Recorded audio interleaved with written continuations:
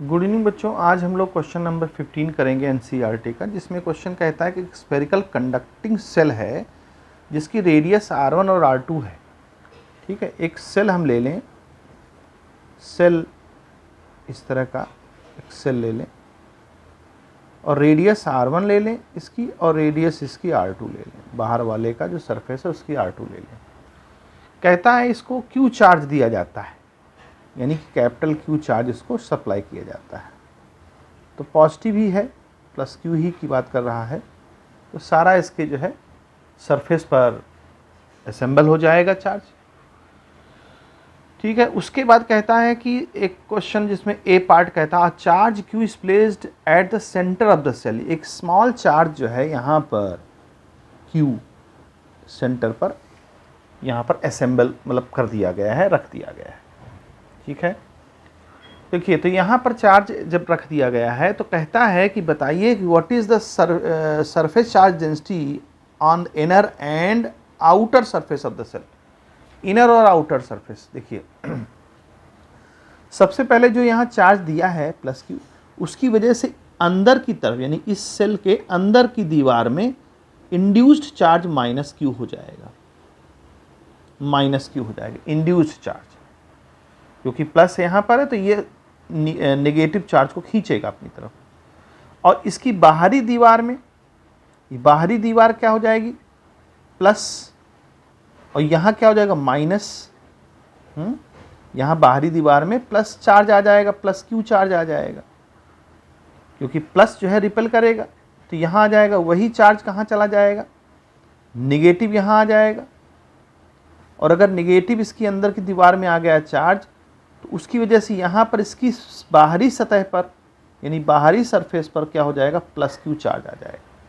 फिर से समझें, यहाँ Q चार्ज था जिसकी वजह से इसके अंदर की ये जो आपका सेल है, सेल के अंदर माइनस Q चार्ज आ जाएगा इंड्यूस्ड, क्योंकि प्लस वाला किसको अट्रैक्ट करेगा, निगेटिव को अट्रैक्ट करेगा।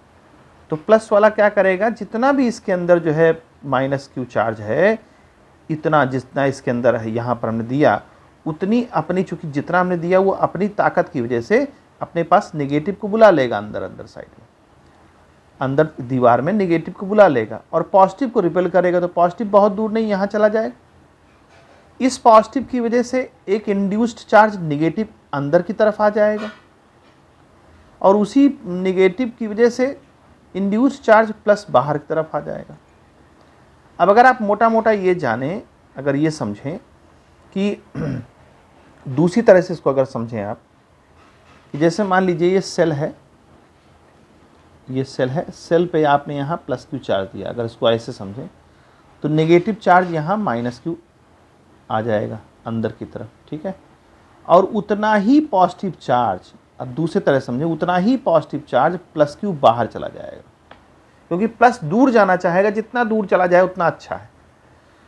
तो नेगेटिव की वजह से क्या होगा, पॉजिटिव चार्ज की वजह से नेगेटिव अंदर की तरफ इनसाइड, और उतना ही चार्ज बाहर की तरफ सरफेस पर आ जाएगा। आप ऐसे समझ लें, हमें निकालना क्या है, सरफेस चार्ज डेंसिटी। देखिए सरफेस चार्ज डेंसिटी क्या होता है, Q is equal to sigma is equal to Q upon A, ये सरफेस चार्ज डेंसिटी फार्मूला होता है। तो अंदर की जो प्लेट है यानी कि अंदर का जो सरफेस है, वहाँ पर आपको निकालना है सरफेस चार्ज डेंसिटी। तो क्या हो जाएगा, सिग्मा इनसाइड, वो क्या हो जाएगा Q। अब यहाँ Q क्या है, जो अंदर की तरफ आपका चार्ज, तो अंदर कितना है माइनस Q चार्ज, और उसका रेडियस क्या है, चूंकि R1 हमने पहले था तो 4 पाई R1 स्क्वायर, ये हो गया पहला। फिर आता है आउटसाइड।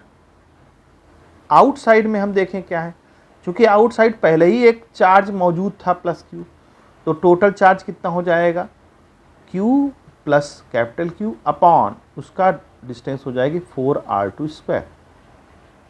ये हो गया हमारा यहाँ पर पहली चीज़। फिर इसी में दूसरी बात पूछता है क्वेश्चन में कि इनर और आउटर हो गया, is the electric field inside cavity with no charge. ठीक है, 0 even if the cell is not spherical but have any irregular shape। देखिए अब अगर हम मान लें कि कोई एक ऐसा कंडक्टर है जो कि किसी भी शेप का नहीं है, मतलब एक अनशेप्ड है, और अनशेप्ड में एक कैविटी है, ये कैविटी मान लें आप, ये कैविटी मान लें, ये विदाउट मतलब स्फेरिकल नहीं है, कोई एक ऐसा ही है कंडक्टर जिसके अंदर ये कैविटी बनी है। तो कहता है क्वेश्चन में कि जो कैविटी बनी है उस कैविटी पर इलेक्ट्रिक फील्ड 0 होगी। Is the electric field intensity inside a cavity 0। तो देखिए बहुत ही आसान है, हम जानते हैं कि अकॉर्डिंग टू गॉस थ्योरम क्या कहती है। गॉस थ्योरम ये कहती है कि सबसे पहले तो जहाँ की बात वो कर रहा है उसको आप एक गॉसियन सरफेस से ढक दीजिए। अगर कैविटी के अंदर यहाँ बात एक पॉइंट ले लें हम, तो इस पॉइंट को क्या करें, गॉस सरफेस से ढक दीजिए, आप क्लोज कर दीजिए। और उसके बाद फार्मूला क्या लगाइए, E इंटू डी ए या डी एस भी कह सकते हैं, ठीक है, इज इक्वल टू, इसको डी एस भी कह सकते हैं, Q इनसाइड यानी कि इसके अंदर जो चार्ज है अपॉन एप्सिलॉन नॉट, ये फार्मूला होता है, ठीक है, गॉस थ्योरम के हिसाब से। अब देखिए इस कैविटी के अंदर क्लोज चार्ज 0 है, चार्ज है ही नहीं है। तो जब चार्ज नहीं है इसके अंदर 0 है तो इलेक्ट्रिक फील्ड क्या हो जाएगी हमारी, 0।